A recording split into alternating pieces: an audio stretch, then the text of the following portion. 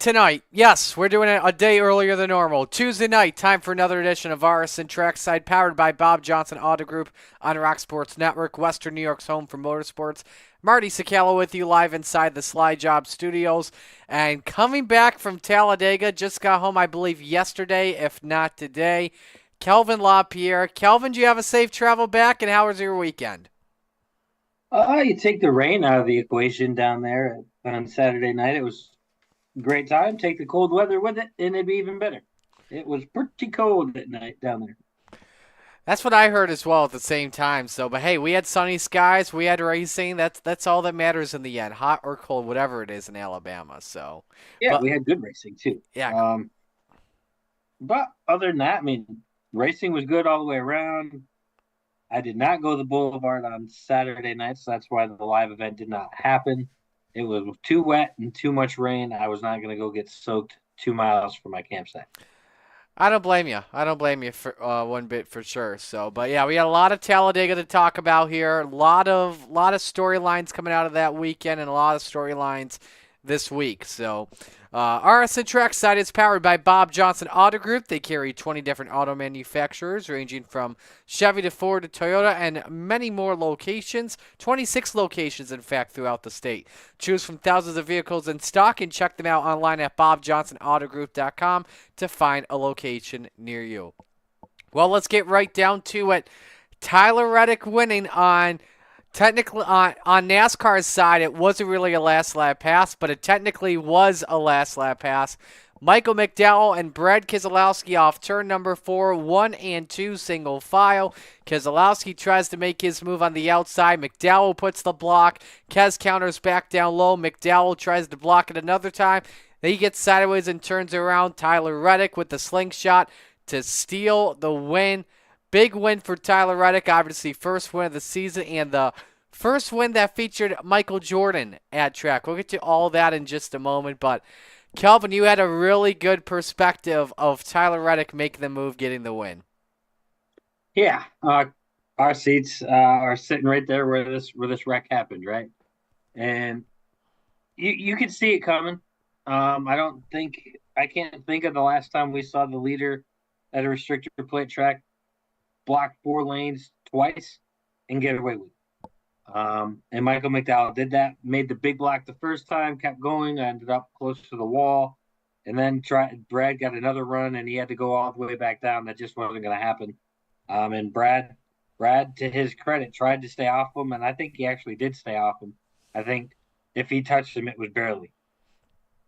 And Michael McDowell goes around, and once you get the leader wrecking in front of the field, it's calamity corner at that point. And we saw Corey LaJoie go upside down, and through all of that spinning with McDowell, you saw Tyler Reddick go right through the middle of it and end up about 2 car lengths ahead of Brad Keselowski. Yellow light comes on, and the race is over at that point. I don't know what they needed to review so long, because that was clear from the track that Tyler Reddick was like 2 car lengths ahead of Brad when the light came on. But they reviewed it, and they had to keep reviewing it for I don't know what reason. Maybe they thought Reddick was involved in the accident and had to keep his momentum going to the finish line. But he was not, definitely not. It was Brad Keselowski.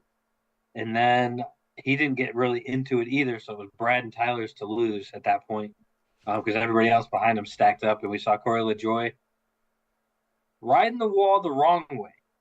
He pulled the reverse watermelon, did it with his wheels against the wall instead of the side of the car against the wall. But it was glad to see him walk away from that wreck.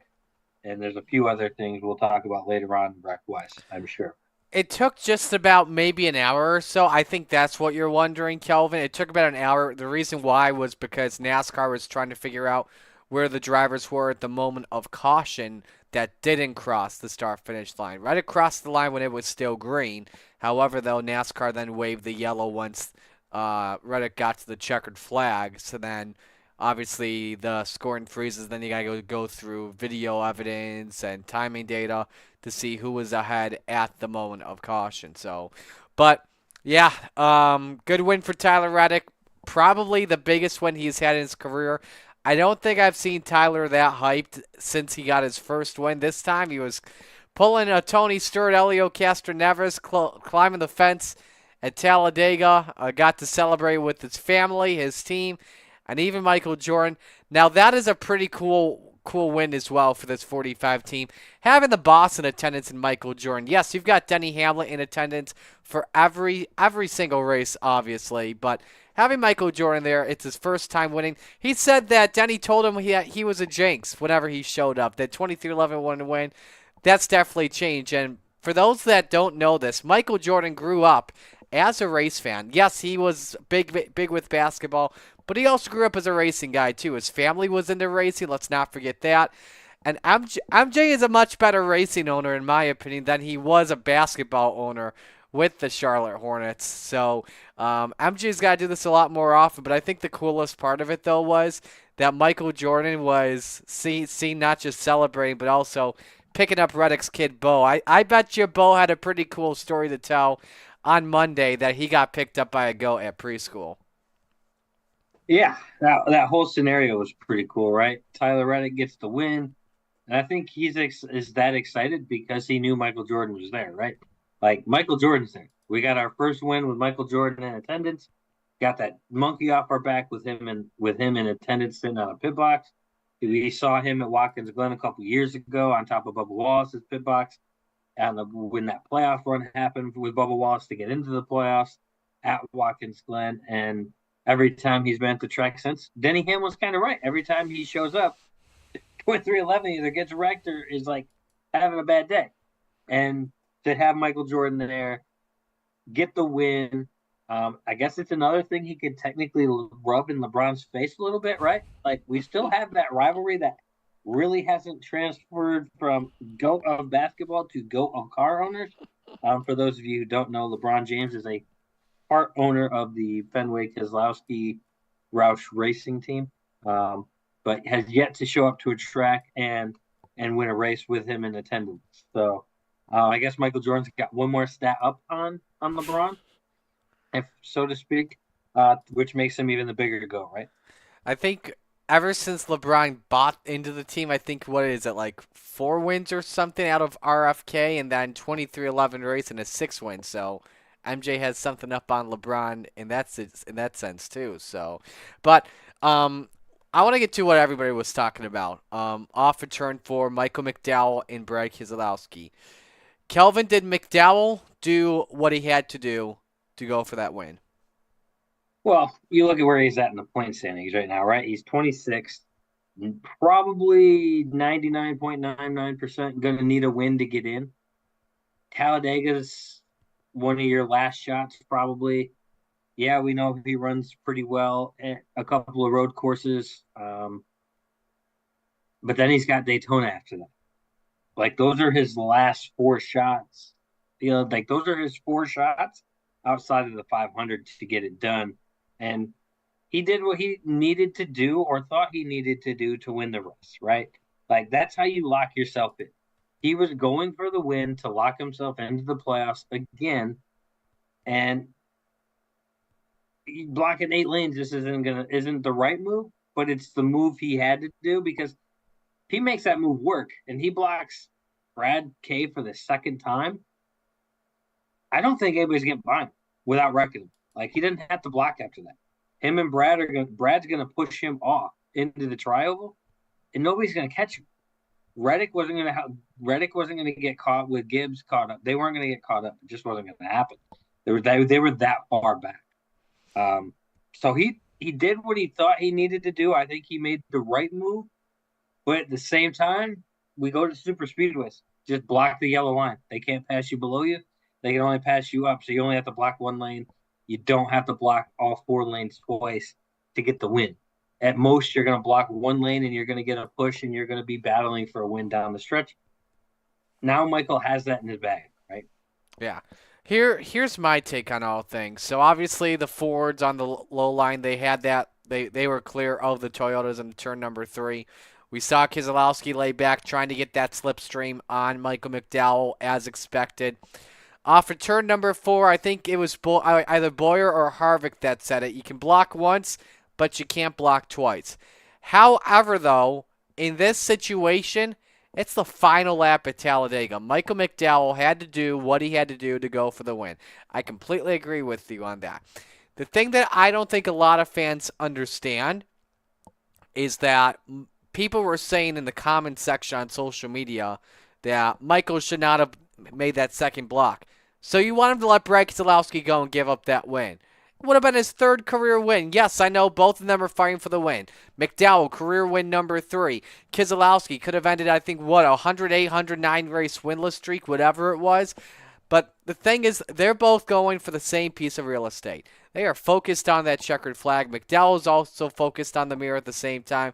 That's a product of super speedway racing. Brad Keselowski admitted it in its post-race interview, finishing second. That's just hard racing. And that's from a guy that's said in the past, hey, if you block me, I'm not lifting. And hey, it's the final lap. He wasn't lifting at the same time. Both men understood that situation, and they're going to have a lot of motivation going into Dover next weekend. So that's pretty much how I see things. Of course, you understand if you're McDowell, you understand if you're Keselowski. The only people that, or the only team I don't think is going to understand it here, Kelvin, is Ford, because we're 10 weeks into the season, or maybe even 11, 10 weeks into the season, and they haven't even won a single race in the top 3 series. Yeah, this is week 10. We just wrapped it up. We're going into week 11 here at Dover. Ford doesn't have a win, but Ford looks strong all day. Again, at Super Speedways, they look good, and they get zero results to show for it. Gilliland was up there. McDowell was leading laps. Logano got up there at one point and was running out front. Like Fords were out front. They just aren't getting the finishes right Yeah, so now. And when will that streak happen? They're going to get into victory lane here at some point. It's just a matter of when. yeah, absolutely. We also saw the same controversy that we saw going back at Daytona, where early in the race, drivers were trying to save fuel. They were going at they were running less throttle, like maybe 50, 75% throttle, from what I heard from NASCAR drivers post race.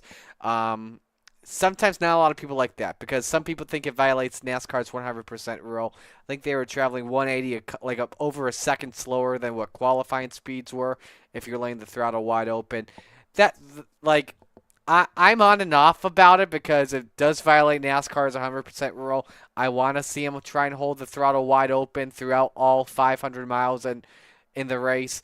At the same time, though, here's the thing: it created a lot of great racing, and there's probably not a lot of difference watching the race on TV or even watching the race at the stands, Kelvin, of a pack race going at 180 miles an hour versus maybe a pack going at 165 miles an hour.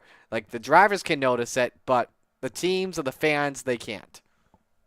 Um, you don't notice it until you're sitting there listening to the radio and hear the fire saying, "Hey, we're running 80% throttle in the middle. We're running 75% on the bottom and 100 on the top one."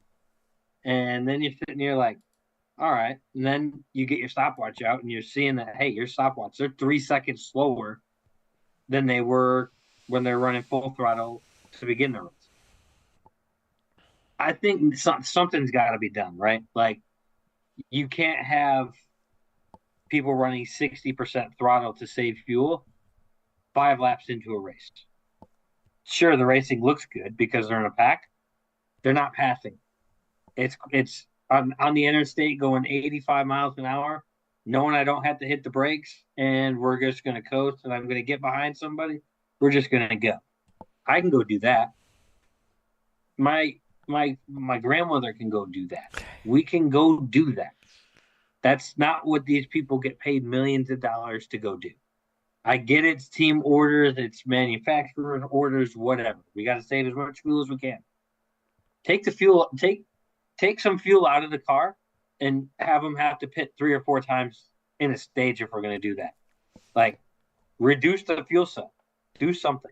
But at the same time, running 100%, the top lane's never good. You're never going to get 3 wide again because you can't go anywhere on the outside with these cars. If the bottom 2 lanes are running 100%, your outside lane is never going to get there. Is it going to be side by side? We're looking at Atlanta 2.0.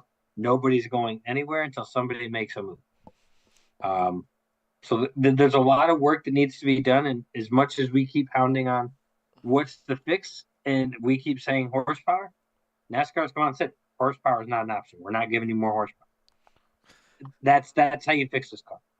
Something I thought of as well. Earlier today, I was watching Inside the Race on NASCAR.com with Steve Letarte and Todd Gordon. If you've never watched that, you have to check it out. Definitely gives a deeper dive into the sport. And they talked about, what some of the drivers are doing for strategy. They're trying to go as long as possible on a stint because if you pit late, you could take some fuel and then get back on track. You're likely leading this race. I think we saw some drivers go for that strategy. In fact, I think we saw the Toyota drivers try to do that. And ultimately, late in the race, it backfired on them with a bunch of Toyotas taken out. We're going to talk about that though in segment 2 because we had a big story came out today surrounding Eric Jones not able to race this weekend at Dover, and so we'll get to that later on in the show. But your top 10 from this race: Tyler Reddick, the winner; Brad Keselowski, second; Noah Gragson, third; Ricky Stenhouse Jr., fourth; Alex Bowman, fifth; Anthony Alfredo following up an Xfinity Series best finish in the top 5 Saturday with a 6th place finish on Sunday. William Byron, 7th; Todd Gilliland, 8th; Daniel Hemrick, 9th; Harrison Burton rounded out the top 10. A lot of drivers getting best finishes in their career in Cup Series. So that was awesome. Race lasted 3 hours, 13 minutes, 29 seconds. Average speed 155 miles an hour. Margin of victory 0.2 of a second. Austin Cindric won stage 1. Joey Logano won stage number 2.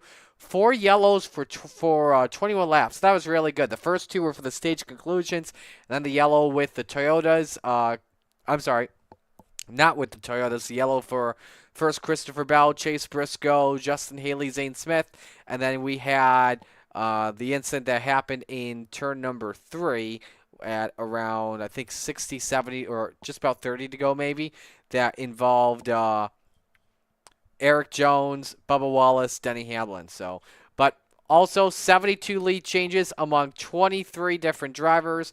The man that led the most laps in the race was Michael McDowell. He led a race high 36 laps. So, let's talk about the Xfinity Series race, Kelvin, as I believe you were there for that as well. First time winner and about time for Jesse Smith, the one that got away back in Atlanta, came back to him at Talladega, even while having to save fuel at the same time. That's a great win for the driver, the number 2, and Love is officially locked into the playoffs. Yeah, and his teammate Austin Hill going into victory lane and celebrating with him was pretty cool. I didn't think he was going to make it on fuel. I thought he was going to be short. I thought half the field was going to be short. I thought we were going 2 overtimes because 2 cars were going to run out of fuel and wreck the field. And then there was going to be more people that wouldn't pit trying to push it. And we'd eventually get a 3rd overtime attempt, and they would have to pit at that point because they weren't going to make it. There was 3 or 4 cars that could have made it. I think five restarts, and that was pretty much it, which made it really, really exciting. And Jesse Love made a good move to get the lead and never looked back after that. And off the restart, and got his first win, which was really cool to see. But again, Anthony Alfredo had a good day running all day. Several drivers had good days. I believe Haley Deegan had another good solid run for Haley Deegan, so that was pretty good. Matty D had another good run for Viking Motorsports, finishing 8th after being involved in an early wreck. He was one of the bystanders of a wreck, so it was pretty cool to see that. But yeah, it was really good racing all the way around. Yeah, let me talk about some of these notable results because this was really cool to see. You mentioned Haley Deegan. She finished 12th. Matt DiBenedetto finished 8th. Leland Honeyman finishing 4th. Alfredo, I just mentioned him earlier. He finished in the 3rd position. Brennan Poole 5th. I heard him having a chance to win. I'm like, oh my goodness, Talladega 2016 all over again. Cesar Baccarella with a 7th place finish, and Jeb Burton 9th, who won the race 1 year ago with Jordan Anderson Racing. So pretty cool to see their race lasting 2.5 hours and a couple of overtime attempts setting that up. And then finally in the ARCA race that took place back at noon on Saturday, something you rarely see. A driver leading every lap in a super speedway race with only 1 caution. That was for the competition caution. It was Jake Finch that led every lap to get things done. For you and I, though, Kelvin, the bigger story and probably the funnier story We've got Andy J again, once again involved in the picture. Back at Daytona, he said on the radio, "I'm not lifting till I see God or a checkered flag." This time at Talladega, I believe, what was it, under a yellow flag or was it underneath the brake? He's caught inside his car eating a banana, getting his dose of potassium. Yeah, it was after the break. He was out on the track riding around under the pace laps, and he's got a banana and he's eating a banana. And he said he was hungry and he needed a snack, and that's the snack they had at the pit box. So that's what he got. That is unbelievable. Unfortunately, with Andy J, I didn't watch this race, but from I believe what you told me, he blew up. He lost, so it sounded like he had blown up. He said felt like he was on two cylinders, but after further inspection, it was um, a fuel pump gone bad. Gotcha. All right. But yeah, 27th place finish for Andy, and yeah, he did lose fuel pressure with 6 laps remaining and dropped out of the race. So that's definitely unfortunate. Started 19th on the day. So that was also awarded. Arca promotes this a lot. The Reese's Sweet Move of the race. It wasn't even from a pass or from a spin or a save.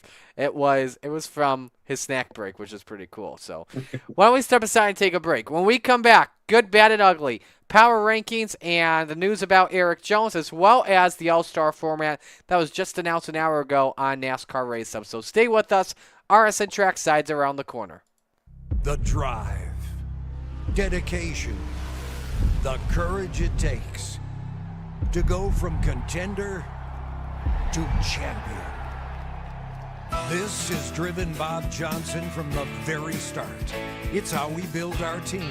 It's how we win our customers. Bob Johnson welcomes every challenge to enter the winner's circle. Bob Johnson's got your ride. Bob Johnson. If you're living with pain or recovering from surgery and don't know where to start, Lattimore Physical Therapy can help. The Lattimore Promise includes an individual diagnosis with a highly trained licensed physical therapist on your first visit, a personalized treatment plan, communication with your doctor, and a continued personal care plan. You're never more than minutes away from pain relief. Visit LattimorePT.com. Lattimore Physical Therapy. We start with fresh, never frozen ground beef, follow it with our homemade meat hot sauce, and finish it with your choice of toppings, always made to order. Our world's greatest cheeseburgers will make you say, Gimme, gimme, gimme, feel great. Hi, my name is Henry, and I want to welcome you to Batavia Downs Gaming. We want you to love it, not just like it here. We went to our customers and asked them what we can do better. You said you wanted a hotel, so we built one. More and better food. We did that too. A separate place to smoke and play? We even did that. Batavia Downs Gaming and Hotel is the right size with the right people in the right location. Batavia Downs Gaming. Come here to dine, stay, and play. While we celebrate 140 years of serving our community, the kind of delicious joy that lasts a lifetime, we look forward to serving you for 140 more. With hardworking, wholehearted, passionate people who will help shape new memories for generations to come.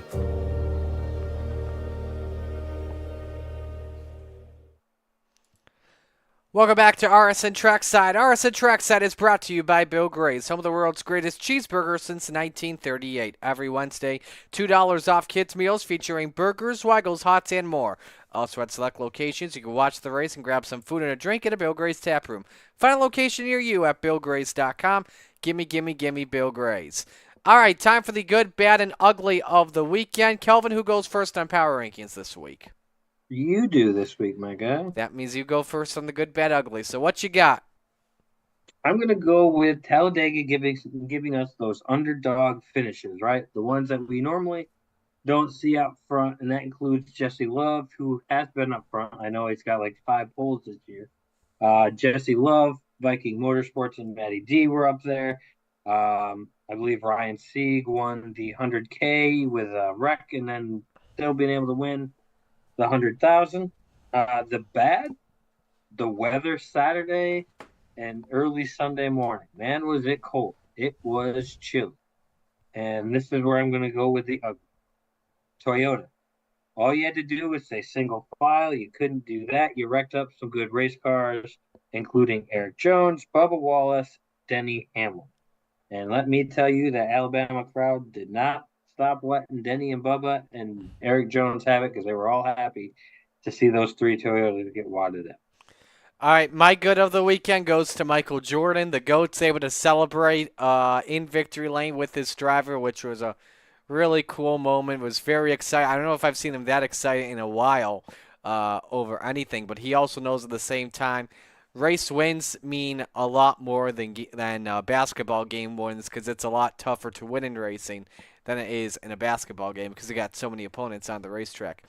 My bad is going to go to Ford. They were about to win their first race of the season, and then McDowell and Keselowski get together. Tyler Reddick gets through and steals the win away. By the way, Reddick's race car, that looked like a Mercedes because of the Air Jordan with the circle around it. Looked a lot like the Mercedes logo. So, and then the ugly, this is going to come out of nowhere, but my ugly goes to IndyCar, and here's the reason why. TV ratings. IndyCar, this you won't believe this, Kelvin. So IndyCar's Long Beach Grand Prix was on USA this weekend. Last year it was on NBC. And the Long Beach Grand Prix to me is the biggest road race of the season for IndyCar. On USA, they had less amount of viewers than the ARCA race did. ARCA had like 600,000 something viewers from what I was told by a couple friends of mine, and IndyCar had like just around 300,000. That's not good one bit. So that's the ugly on my end. IndyCar's got to really step their game up. And if I'm Roger Penske, I would not be pleased from what I heard about with the ratings coming in. So, Kelvin, what's your good, bad, ugly? I already did mine, my guy. That's right, which means it's time for power rankings. So, you ready for them? I got my top 10. I don't know. I don't have your top 10, so I'm ready for mine. I just need yours so I can rate you A through Z. The Power Ranking is brought to you by Lattimore Physical Therapy in North Carolina, an outpatient physical therapy clinic treating a variety of health conditions and restoring optimal health, providing personal individualized care. Give them a call at 585-594-1688 or visit the location at 3237 Union Street next to the post office. Not there, visit any of their other 28 locations in the area, including the new Churchville location. All right, I got a couple of new guys in my top 10 this week. Number 10, first off, is Ross Chastain. Finished 13th, but finished outside of the top 10 for the fourth straight week, looking like he was going to finish in 7th position. Number 9, Brad Keselowski. Nearly ended his 107-race winless streak at Talladega. Went to make a move, got caught up by the McDowell block, finished 2nd. Chase Briscoe is up to number 8 this week. Brought the car home in 12th, led 3 laps in the race. That's all I really got for Briscoe. It was a quiet day otherwise. Ty Gibbs, number 7, 4th straight finish of 13th or worse after finishing 22nd at Talladega. Ever since the hot start he has had to the season, Gibbs has been really ice cold. Denny Hamlin drops down to number 6, involved in the Toyota collision on lap 157. This is now back-to-back finishes outside the top 30 and now 3 straight poor finishes, in my opinion. Kyle Larson's number 5 went from a pass-through penalty at the green flag to finishing 21st and scoring 8 stage points in Stage 2. Martin Truex Jr. is number 4, finished 11th, 10 straight top 20s to begin the season, but the team hasn't shown speed in the last 3 races. He did lead a bunch of laps, though, early in the race when he was racing against guys like Justin Haley and B.J. McLeod for the lead. Chase Elliott's number 3, one of 3 drivers to score points in the first 2 stages, but finished 15th after slowing up trying to avoid the big one. Tyler Reddick is number 2, led 13 laps including the final 6 for his first win of the season. Now he is locked into the playoffs. Number 1 remains William Byron, finished 7th, his 5th straight top 10, approaches Dover as a key favorite going in. It's not a bad power rankings. We're not too far off. You have a couple names in there that I don't have, and then I have a couple names in mind that you do have. So, number 10, I have Ty Gibbs. Watching the race, he kind of hung out mid-pack, didn't really have much going on. Again, outside the top 10, no fault of his own when half your field of Toyotas get taken out. Bound to happen because you're going to get left high and dry. Number 9, I have Chase Briscoe. Briscoe, you might have thought was an uneventful day, but Chase Briscoe had to battle back from a lap down after a tire issue. Had to pit a couple of times, lost a lap, and got his lap back under one of the cautions and had a solid day overall. Number 8, I have Bubba Wallace still in my power rankings. Bubba Wallace was a contender early, was a contender until the big wad up happened and took him out for the race. So Bubba Wallace is still in there. Number 7, somebody who had a quiet day but didn't get the finish he deserved because he got caught up in the wreck. Ryan Blaney had a fast Ford Mustang all weekend, qualifying, looked really good. I don't think he made round 2 of qualifying, but he was really good looking in qualifying. Number 6, yes, again, wadded up race car 2 weeks in a row. Definitely hung out in the back most of the time because the pack they just weren't going anywhere. So he's like, I'm just gonna fall back. That's Denny Hamlin.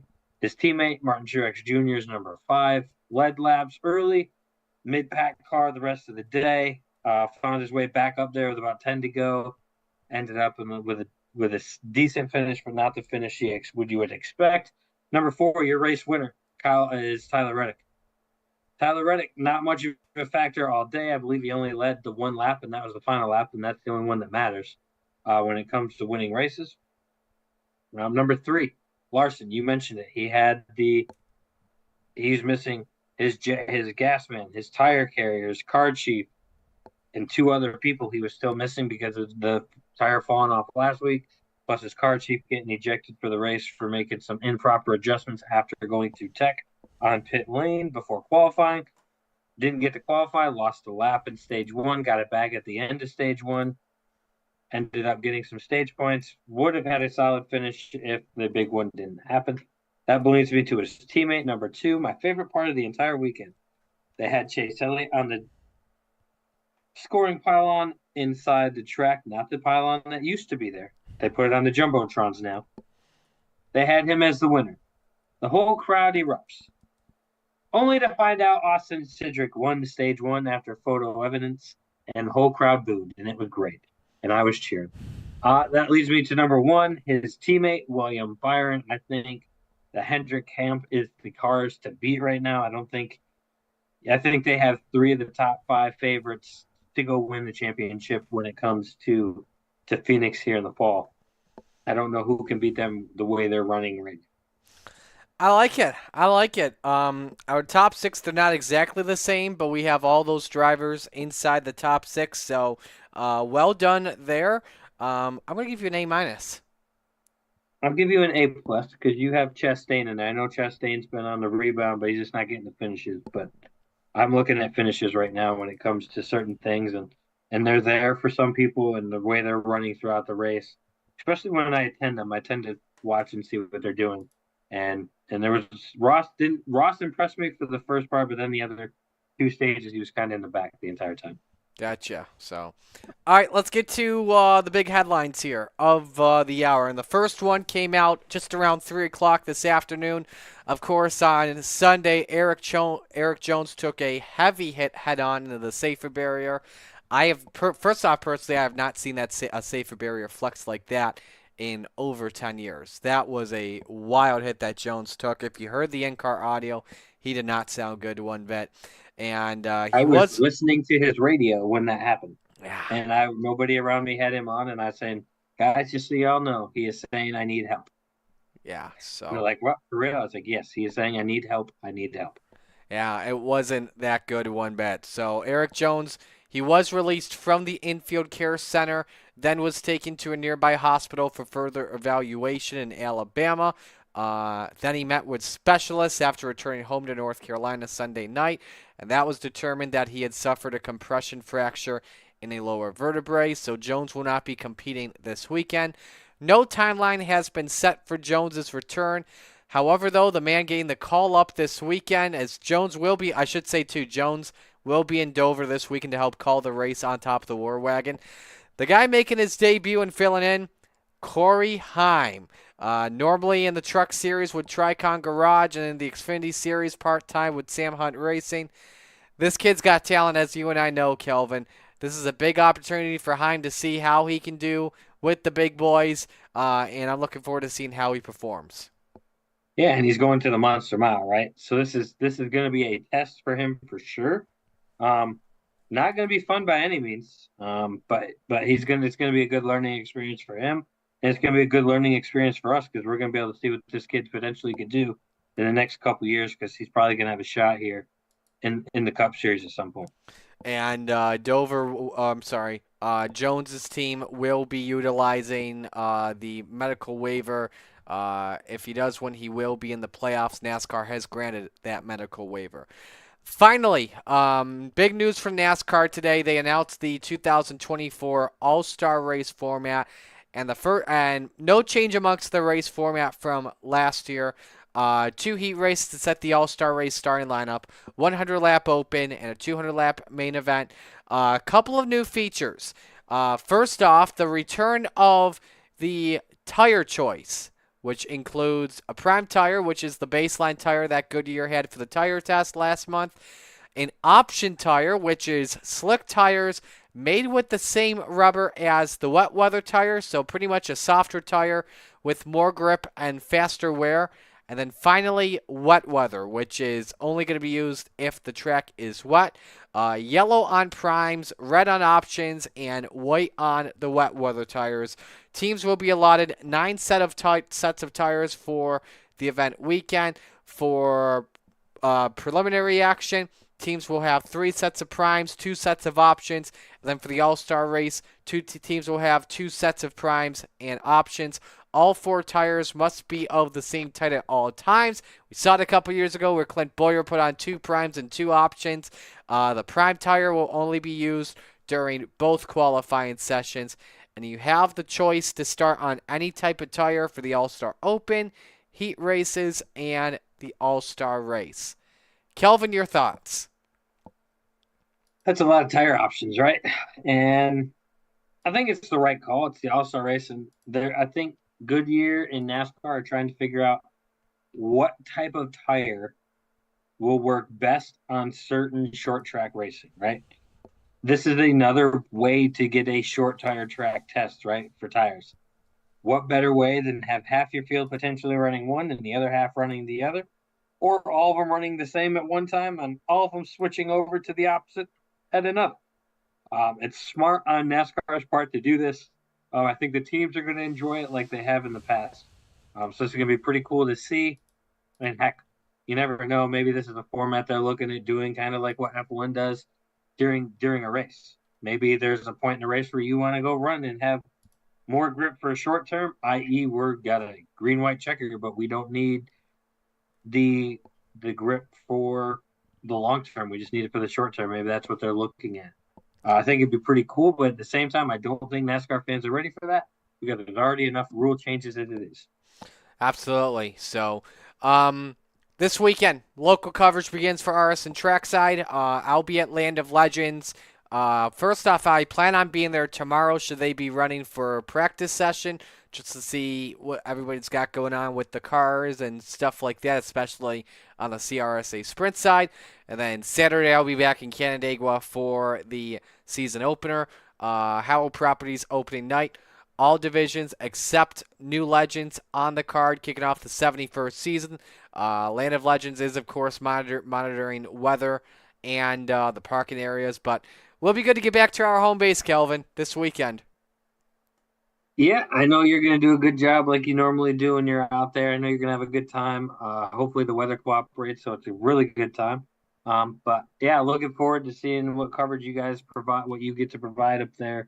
And I know Paul and the crew's looking forward to seeing you. Absolutely. We're excited to get back with them once again this year. So let's step aside, take another break. When we come back, we'll preview the weekend at Dover Motor Speedway. Stay with us. RSN Trackside is around the corner.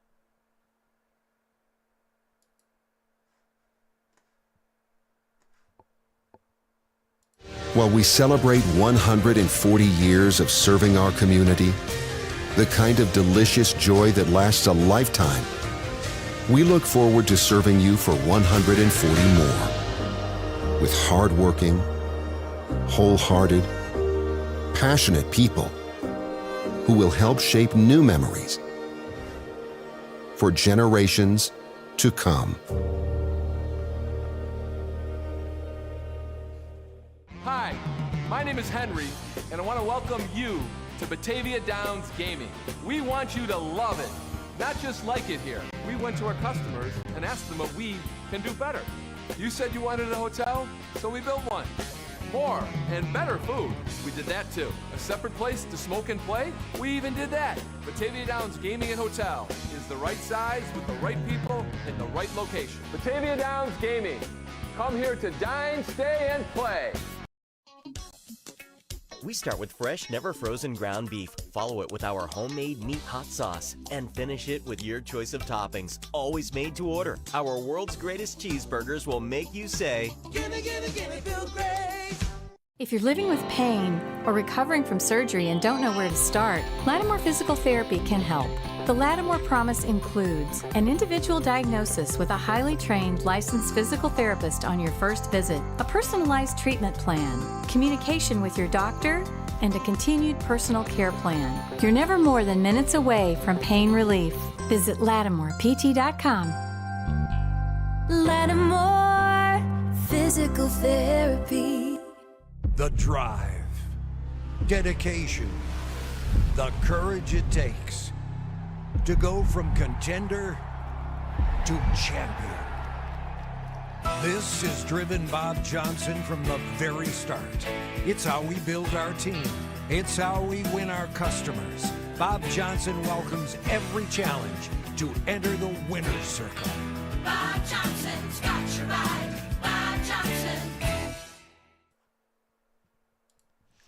Welcome back to RSN Trackside. RSN Trackside is brought to you by Zweigel's, making great tasting quality meat since 1880. Quality meals from pop-open hot dogs to classic sausages and meatballs made easy. All right, time to preview the weekend here at Dover Motor Speedway. Going to be a lot of fun. Unfortunately, I won't be there this weekend like I was last year. If you've never been to Dover, I definitely recommend checking the track out. The Monster Mile is a beast. It's like an oval but on steroids. Or short track on steroids. So, what are we expecting going on in this weekend? Race number 11 on the calendar, Kel. Full excitement, right? Hopefully, that's what we're expecting. Tire wear. I think tire wear is going to be another thing that we see, like we did at Bristol. Just the way the track's laid out, I don't know if Goodyear is able to fix what they had at Bristol before they got here. It was only a few weeks ago. So I'm expecting to see some crazy tire wear. A lot of loose race cars off the turn two, much like we saw at Texas. But other than that, I think we're going to see good racing overall. Would love to see the tire that Goodyear brought with them at Bristol over to Dover. Of course, Dover, a concrete track just like Bristol Motor Speedway is. I would be all in to see that same tire and provide a heck of a lot of racing. Really put the strategy back into the drivers as well as the crew chiefs at the same time. So, who are the drivers you're really watching out for? William Byron, Kyle Larson. I think this is also a track where we could see the Toyotas run really well again. So Martin Truex Jr. I'm looking for, and I guess a dark horse. The way he's ran lately, I guess you would have to say Noah Gragson, coming off a third place finish at Talladega. I know he's run well in the Xfinity car here at Dover in the past, and he's got some solid equipment. They just haven't turned it on at the right times yet. But coming off a third place finish, he ran up front most of the race at Talladega. I think that's one to keep your eye on sneakily for this weekend. Well, all the Hendrick cars, all the Gibbs cars, they will be threats, that's for sure. But if look for anyone that's not Hendrick or Gibbs car, maybe Ross Chastain. He's always performed well at Dover. He led a bunch of laps there last year. Didn't come home with the win. I believe came home with second, had a good chance to win it as well in the late stages of the race. And also Ryan Blaney, who also finished in the top 5 late in the race, had a great car there. Those are the two that I've really got my eye on. So why don't we look at the odds going into the weekend? All odds courtesy of DraftKings Sportsbook, must be 21 and older and in the state of New York to play. And as always, please play responsibly. So, Kelvin, looking back at last week's picks, you and I each had two picks correct. I had Brad Keselowski beating Michael McDowell, and we had, I believe it was Corey LaJoie defeating Austin. Oh, excuse me, no. You and I had Corey LaJoie defeating Austin Dillon, and you had a top 5 pick correct. Noah Gragson was your top 5 picks. You're able to profit there. Here are the totals. I have $1,587.64 of Monopoly money. Kelvin has $1,475.90. As always, we like to begin with the head-to-head. And going into today, it was a pick'em matchup. And right now, it is no longer a pick-em match. Tyler Reddick is the favorite on Kyle Busch, minus 125 to minus 105. Who are you picking? I'm going to take Kyle Busch for 5. You go Kyle Busch for 5. All righty. Busch minus 105. And again, I'm typing this all in at the same time. So $5 to win. I'm going to put this in right now. So if you put $5 to win, that would be a payout of $9.76. And you know what? I'm going to go the other way. I'm liking Tyler Reddick here on the hype train, especially after that win. And I'm going to actually put 5 on that too. So $5 for Tyler Reddick at minus 125. That is a payout of $9 on the money. So next up here, I took a look at this one as well. Going into the morning, Denny Hamlin was the big favorite on Christopher Bell. Nothing has changed there. Denny Hamlin up minus 130 on Christopher Bell at plus 100. I'm liking Denny Hamlin here for this one, and I feel very confident about Denny. I'm putting $10 on it. So that would be a payout of $17.69. All right. I got some ground to make up, and I got enough money to do this bet, so I'm going to. I'm going to go a little high stakes here. Give me Hamlin for a hundo. Oh, going deep here this time. All right, so 100 to win $176.90. Oh boy, I'm kind of hoping now that my Hamlin pick loses, just for the heck of it. Okay. Final one we are going to look at here is Chris Buescher and Brad Keselowski, the teammates. Buescher is the slight favorite at minus 120 to Brad Keselowski's 110. I'm going BK for 10. You're going to go Keselowski for 10. All right, that is minus 110. And $10 would pay $17.69. I'm liking Busch. I'm liking Keselowski here too, and I need to match it. I'm gonna go with, you know what? If you're gonna go big, I'm gonna go big. Not as big as you though. I'm gonna go 20 to win for Keselowski. So $20 would be a payout of $38.18. So here's how the head-to-heads look. And again, I'm going to recap all of this here so we can figure out the 3-leg parlays. Reload. There we go.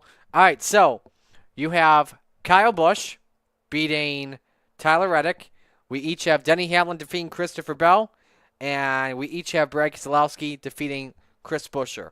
All right, so Kelvin, your 3-leg parlay is a plus 559. That payout will get you $65.94 at the window. And then I have Reddick, Hamlin, and Keselowski. A payout for me on that's plus 507.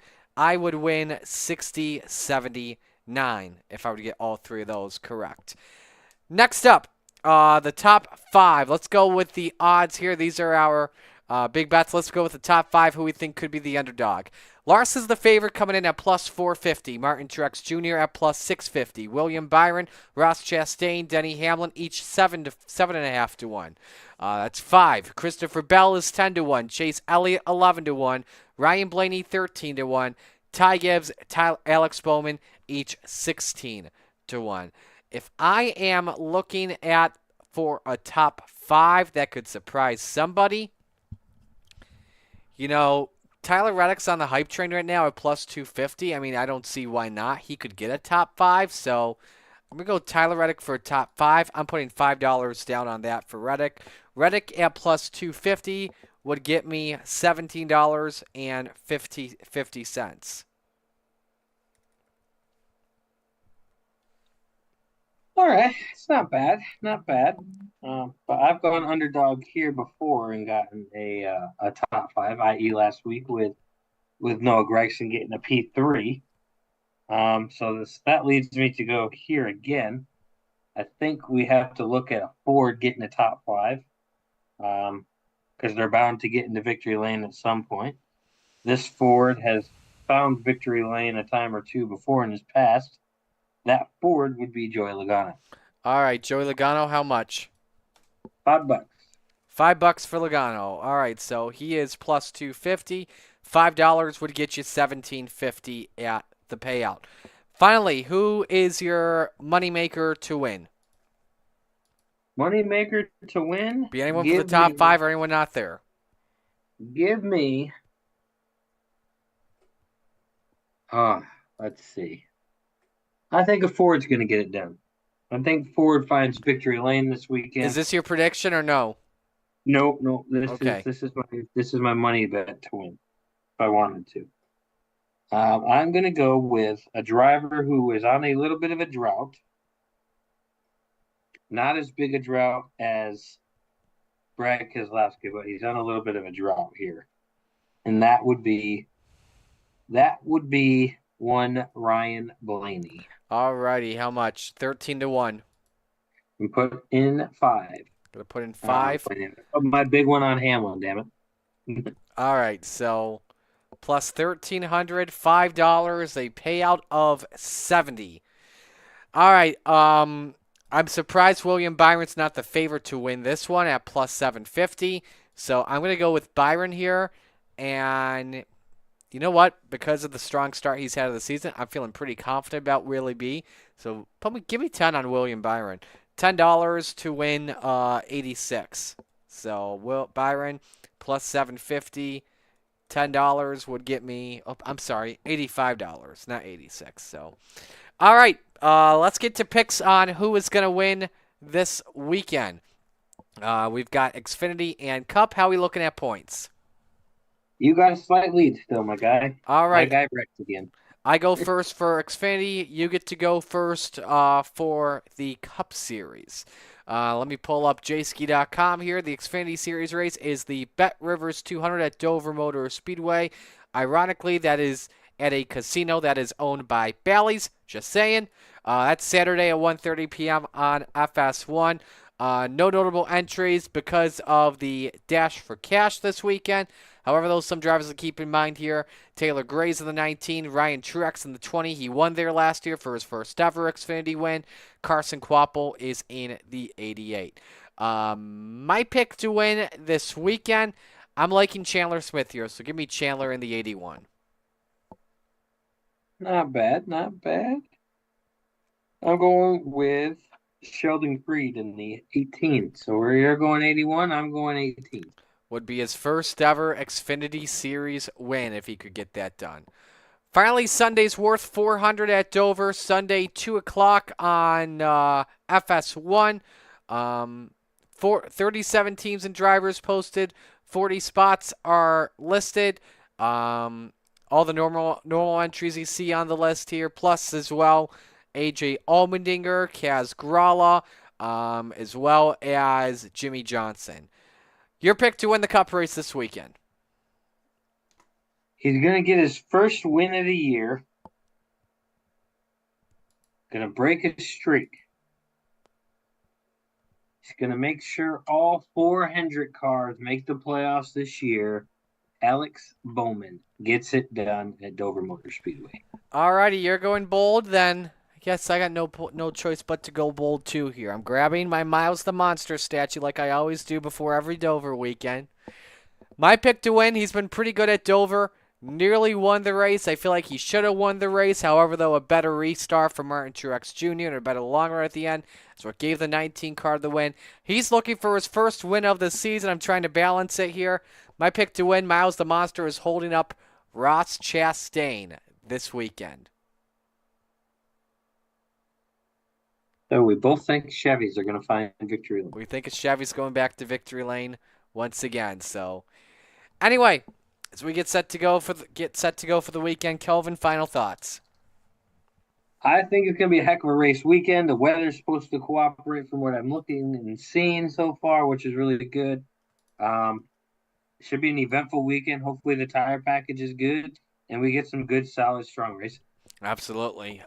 First off, is before we go to the race weekend, outside of racing, you and I are hyped as well because the Buffalo Sabres have a new head coach in Lindy Ruff. It's about time that they put him back in Buffalo, so excited to see what happens for him. But looking on the race-wise, excited to get back to a racetrack this weekend in Canandaigua.